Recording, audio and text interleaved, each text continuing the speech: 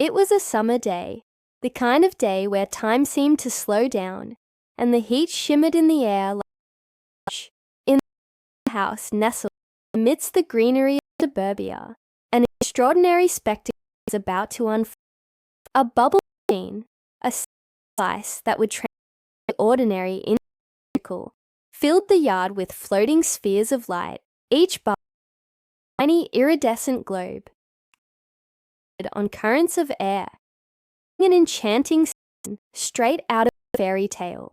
Amidst this wonderland of floating spheres, very different observers, captivated in their own unique way. One was a majestic Chow Chow, a large, powerfully built dog with a distinct tongue.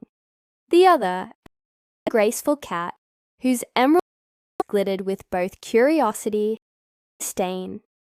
As the first rays of sun touched the horizon, the bubble whirred to life. It was an old device, a relic from a time when bubble machines were just for children's parties, considered sophisticated in decor. Circular saw-blade gun sent hundreds of bubbles forward. At first, the Chow Chow watched with confusion and apprehension. He had seen bubbles, of course. Spheres of soap that popped so quickly you could barely admire their fleeting. But this was different. This was a sudden, overwhelming invasion of his personal space. A sea of iridescent globes seemed determined to engulf him. He tried to get away, his scraping on the concrete, but there were too many. They everywhere, his vision, tickling his nose, panic within him. He let out a sharp bark, startling not only himself, but also the cat who had been observing the spectacle with detached amusement. The cat, habit and routine, and overly bothered by the appearance of the bubble machine. To her, the relentless whir had been more of an annoyance than anything else. The sight of Chow Chow's obvious distress had piqued her interest. She had seen a dog react so violently to such a trivial thing.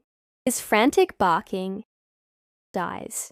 It was all so comical that she couldn't help but find it amusing. With a flick of her tail, close to her paws, he began to stalk closer to the Chow Chow. He was now in full mode. He was running in circles, lolling out, becoming more desperate with each turn. Once a mesmerizing spheres of light had of terror for the poor. The cat, however, found it all highly entertaining. She had always enjoyed the dogs in the neighborhood, getting them all worked up over nothing, and this, she thought, was a particularly good story to recount during her session. As she approached the Chow Chow, the dog finally noticed her. For a moment, his eyes, wide with terror, focused on the cat. Then, as if remembering his dignity, he shook his head violently, trying to clear the bubbles from his eyes and regain his composure. The cat, taken aback by the dog's sudden change in demeanor, paused in her approach. She had expected fear or submission, not this strange display of defiance. It made her, she had to admit, rather annoyed. Why should a silly bubble machine terrify this dog so much? And why had he suddenly become standoffish? As if reading the cat's mind, the Chow Chow barked again, this time a sharp, commanding bark that left no room for argument. The cat, momentarily stunned, took a step back. She wasn't used to being told what to do, especially not by a dog.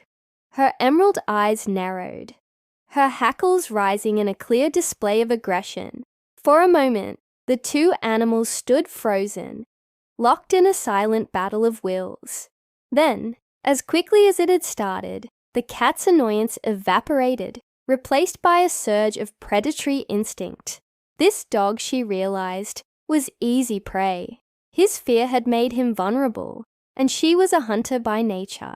With a sudden burst of speed, she pounced, her claws extended, aiming for the dog's face. The Chow Chow, sensing danger, reacted instinctively. He snapped his jaws, just missing the cat's face. She landed gracefully, her eyes gleaming with excitement.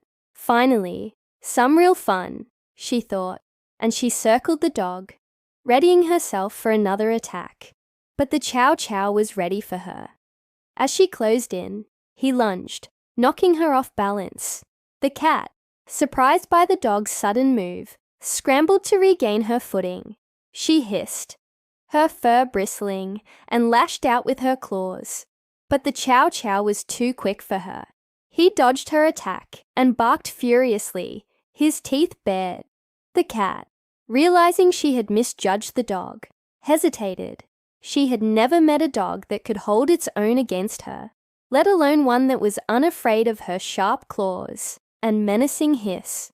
The Chow Chow, sensing her uncertainty, pressed his advantage. He advanced, growling, his blue and gold tongue lolling out, and the cat, deciding discretion was the better part of valor, turned and fled. She disappeared around the corner of the house, leaving the Chow Chow standing in the now silent yard. The bubble machine, having run out of solution, had stopped. The floating spheres of light no longer danced in the air. The yard was still, peaceful.